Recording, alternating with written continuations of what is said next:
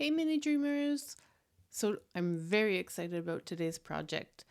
This is a kit I bought at a garage sale for $5 a few years ago, and I was waiting for just the right thing. I didn't know what to do with it, but I knew it would be useful someday, and someday has finally come. I decided that I'm going to use it to make a little set, like a TV set. So when I want to stage my miniatures, I can change the flooring, I can change the walls. I don't really have a dollhouse yet, so I don't have that option, but I can have that one room that I can change up for different photos that I want to take. So I'm pretty excited about this. So I'm just opening up the packaging with my X-Acto knife and really looking forward to get started. Now, that being said, silly me thought I could just piece together the pieces and they would all kind of fit snugly and life would be great. But that failed. Silly me. It says right on the instructions that glue is needed for assembly. So this was a great opportunity to think ahead. Before I actually glued the pieces together, I decided to take some old cereal boxes that I'd been keeping for a day like today and use them to trace a template. That way, whenever I want to make new walls or floors, I have a template that I can trace. So I just cut the cereal box open and I was able to fit two pieces on the first one and the last piece on the second one. And so I just took my pencil and I traced all around and all around the windows. And then I cut it using my X-Acto knife and a metal ruler. But more about that later. For now, let's get to the fun part, gluing. I know I say this a lot, but I love this glue gun.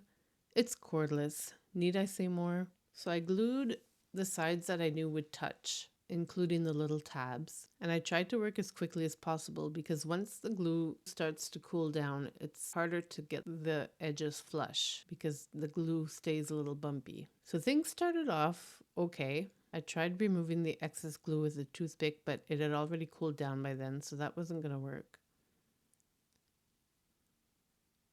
So then I took out my X-Acto knife to try and cut it off, and that worked better, but it was still a little tricky.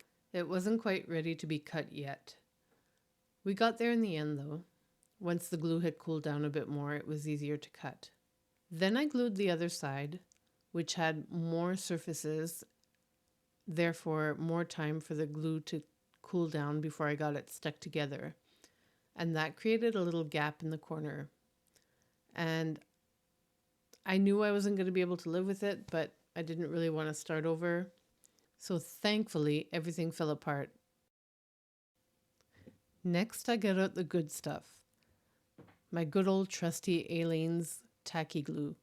You really can't go wrong. It's a crafter's favorite. I'll make sure to put a link in the description for some of the tools and products that I used, in case you were thinking of buying some anyway and you want to help out the channel. So I tried not to put on too much so it wouldn't be oozing everywhere, but I did want to make sure to put enough so that it would actually stick. Once I had everything glued together, I decided to clamp it and let it dry overnight. This was a little tricky because there wasn't a whole lot of angles that I could get at. The windows were helpful, but other than that, it would have been hard to clamp it the other way. In comes the washi tape. It actually did a really good job, and I highly recommend using it. I have a ton, so I don't mind using a little bit of it instead of masking tape. It works just fine, and it's prettier. Here it is the next day, ready to go. My next step was to cut out the template that I had traced. I used my metal ruler and my X-Acto knife. This turned out to not be the most efficient way to do things. Plus, my blade wasn't really that sharp, so it was extra difficult. I had a lot more success later on when I actually changed to a new blade and ditched the ruler. It was much easier to go around the corners as they were rounded. Once that was done, I marked out where the front and back was on the piece so that I wouldn't mess up when I go to trace it on something that has a good side and a bad side. I'm going to keep all my pieces in this storage box because it fits perfectly, and I'll be able to keep all of my set designs, if you will. So I'm curious, what do you think about this idea? Is this something you would do? Let me know down in the comments. And remember, big dreams come in small packages.